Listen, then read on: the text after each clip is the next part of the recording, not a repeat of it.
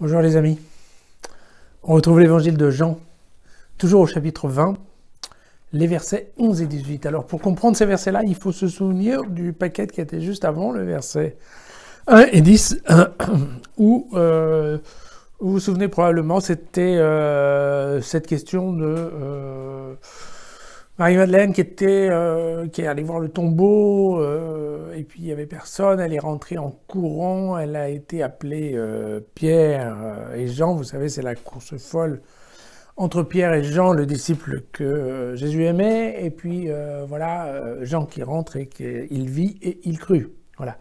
Et à la sortie de cet épisode-là, en fait, ils sont tous un peu très déboussolés, mais l'évangéliste nous dit ils rentrèrent chacun de leur côté. Et il s'avère que Marie-Madeleine, elle, est restée au pied du tombeau. Et qu'est-ce qui se passe alors qu'elle est là et qu'elle pleure?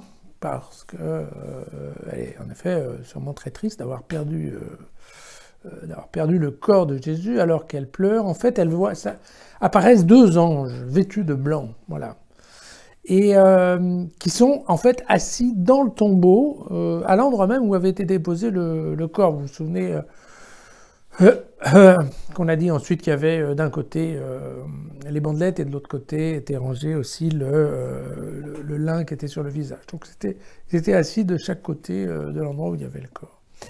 Et voilà, et donc les anges qui sont là lui demandent « Mais pourquoi pleures-tu » et elle répond « Bah voilà, on a enlevé mon Seigneur et voilà, et je ne sais pas où on l'a mis. » Voilà. Et comme elle parle, en fait, elle se retourne et là, tout d'un coup, elle voit Jésus. Elle voit Jésus, mais en fait, elle ne le reconnaît pas. Et alors Jésus lui dit « Mais femme, pourquoi pleures-tu » Voilà. « Qui cherches-tu » Et en fait, à ce moment-là, en l'entendant, Marie-Madeleine s'imagine que c'est le jardinier. Voilà. Et elle lui dit, écoute maître, si c'est toi qui as enlevé le corps, s'il te plaît, dis-moi où il est, et puis que j'aille le chercher. Voilà, en toute simplicité. Et là, Jésus, le jardinier, l'appelle tout simplement par son prénom. Et il l'appelle et lui dit Marie.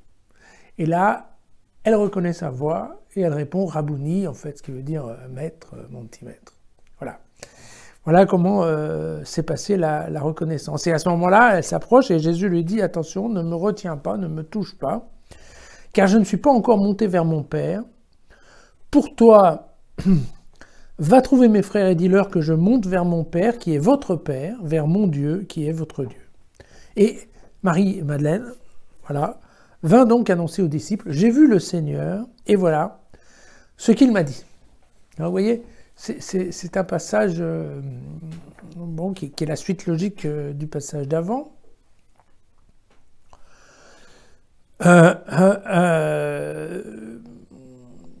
C'est bien entendu amusant que Marie-Madeleine prenne Jésus pour le jardinier. Qu'est-ce que ça veut dire? Ça veut dire que beaucoup de choses ont changé.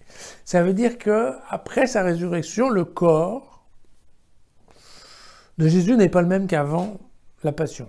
D'accord? Parce que Marie-Madeleine, on verra, Marie-Madeleine, elle a quand même beaucoup vécu à côté de Jésus, et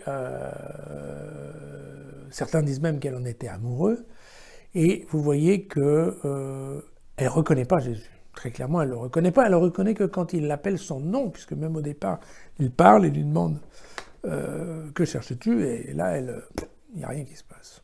Donc c'est en fait en prononçant son nom que Marie-Madeleine reconnaît Jésus. Donc son aspect physique a changé.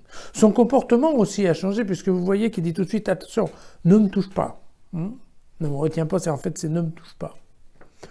Et ça, dans la tradition juive, c'est un peu difficile. On pense que normalement, il aurait quand même été logique que Marie-Madeleine aille se jeter dans les bras de Jésus.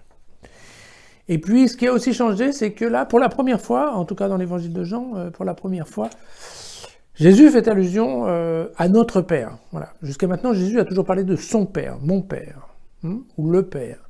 Et là, maintenant, il commence à dire notre Père, et il commence à appeler ses disciples mes frères. Donc, il y a en effet un changement très fort en 3 jours. Qu'est-ce qui vient de se passer? D'accord? Et je pense que c'est un changement qui est un changement fondamental que nous écrit Jean ici.